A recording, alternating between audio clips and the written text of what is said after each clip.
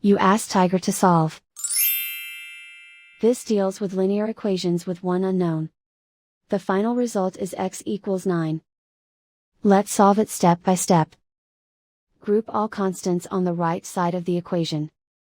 Subtract 8 from both sides. Simplify the arithmetic.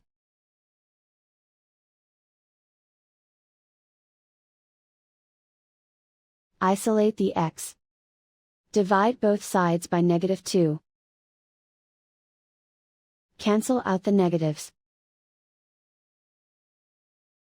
Simplify the fraction.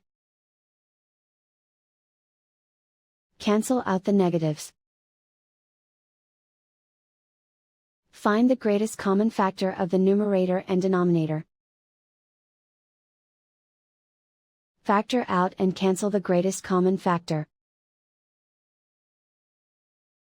And so the final result is x equals 9.